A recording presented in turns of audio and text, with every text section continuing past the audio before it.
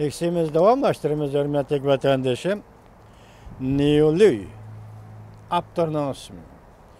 Amerika çünkü korulma karakterli karşılaşış devrige kirdi. Mavzuluk bir parça küçük makale Duvit orbitinin 4. ayının 5. günüdeki saneti ilan kılın. Makale mındak başlandı.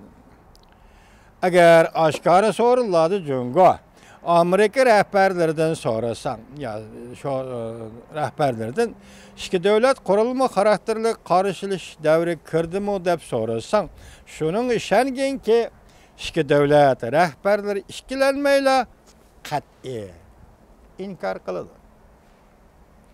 Lekin işini yapıp koyup asildeki emeldarla, yenindeki emeldarla siyaset belgilgüçilerden sorasan, men işinimen ki, iki devlet rehberleri bu yekünü okşaşlar, ten alıdı.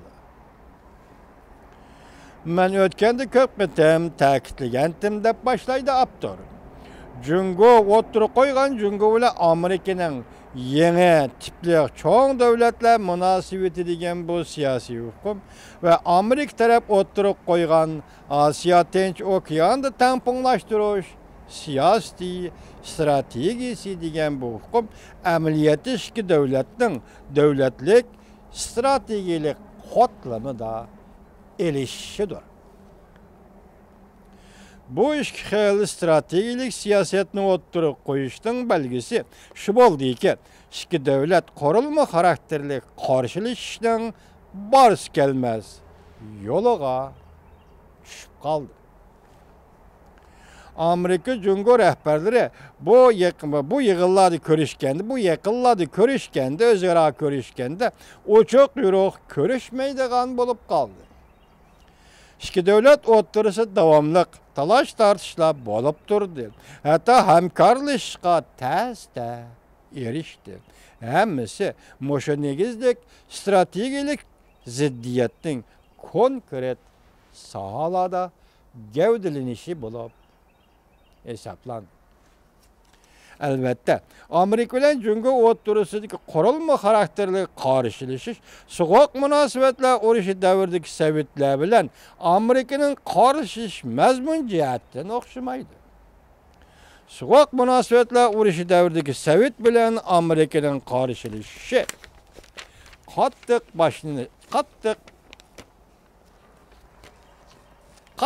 karşılaşış. Amerika ve Sovyetlerini merkez kılgan halda çoğun devletler oturusunda harbiy ciheti ve ideologiyalik tirikşiş bulup ispadilnet. Bu sabık Sovyetler ile Amerika'nın şu vaxtaki münasebetinde vatıdı o. İki taraf öz ara karış tarafını yoqatmakçı buladı.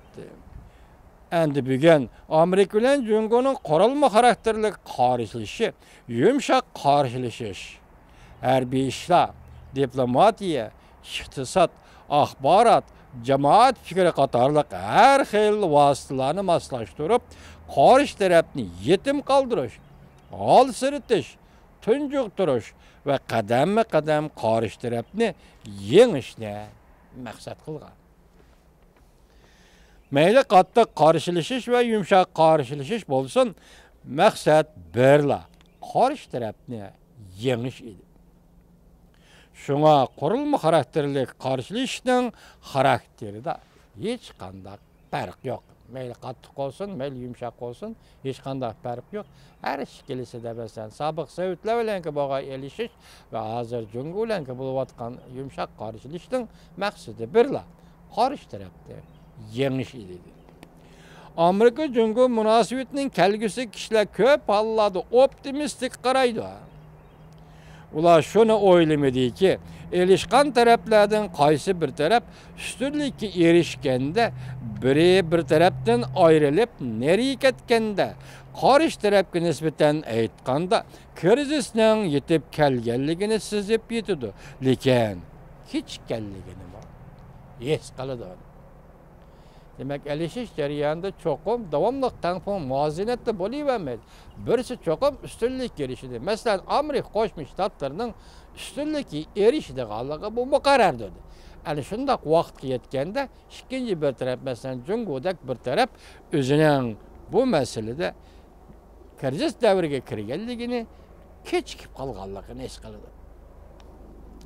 İki devletning qurilma xarakterlik elishishida hujumni bo'ylab Amerika Jungo o'tirisi qaratmalik harakatlar qaraydigan bo'lsak, hujum deganimda kechiringlar, hukmni bo'ylab qaraydigan bo'lsak, ikki davlat o'tirisidagi hujum va mudofaa usullarining to'liq go'zal ekanligini ko'rib yetdik.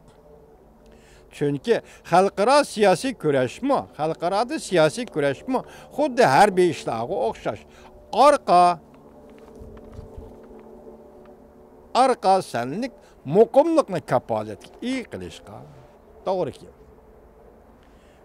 Xalqaroda siyosiy kurash bilan xuddi harbiy ishlarga oid kurashlarmi xuddi shu siyosiy kurashga o'xshash eng muhimi orqa muqimligini kapolat qilishga to'g'ri keldi.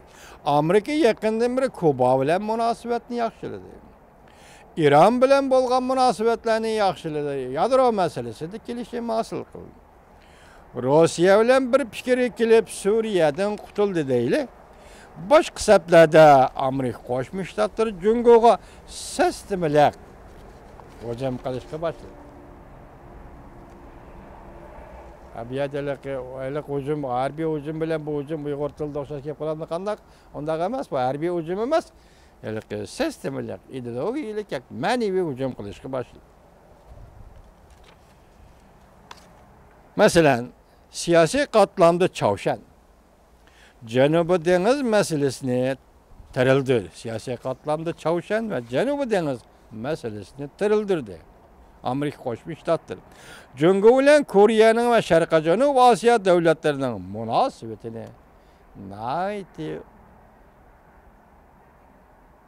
iqtidorli parchaladi. Jungoning atrofida harbiy ishlarni kuchaytirdi. Amerika Qo'shma Shtatlari Yaponiyani harbiy kuchni taraqqiy qildirish qo'yibdi. O'tganda men rahmat Amerika xalqi dedim-ku. Yaponiyani demak Amerika Qo'shma Shtatlariga ozod qilyapti. Hozir bu yerda nima deydi? Harbiy ishlarni taraqqiy qildirish qo'yibdi deydi. Koreyaga soat raketa sistemasini o'rinlashtirmoqchi bo'ldi. Iqtisod qatlamida Jungoni TPP'ning sirtiga qeqib chiqaribdi deydi. Apta. Jungoning iqtisod tuvalligan sebab tuvallishiga boshlaganda Qo'ychak bozori va xalq puli tavrinishga boshlaganda xalqaro bağlash organlari birlashib Jungo iqtisodining inovatini tuvan bağlaganda hatto qo'l tutadigan Shangang mustaqilchilari, Tayvan bo'lgunchilari masalasi o'rtaga chiqdi.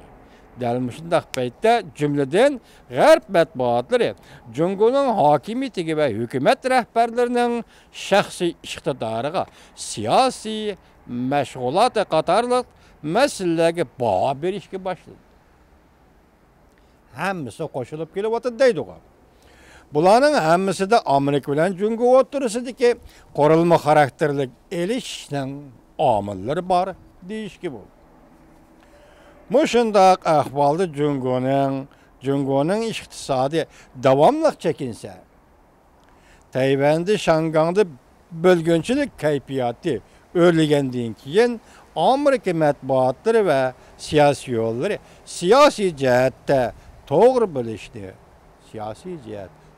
bo'lishni taraqqiy qildirib yoki avj oldirib bu fursatdan to'liq foydalanish mumkin. Yoki Jungolar Amerika o'rtasida yuz berayotgan shunday fursatdan Amerika Qo'shma Shtatlari to'liq foydalanish mumkin.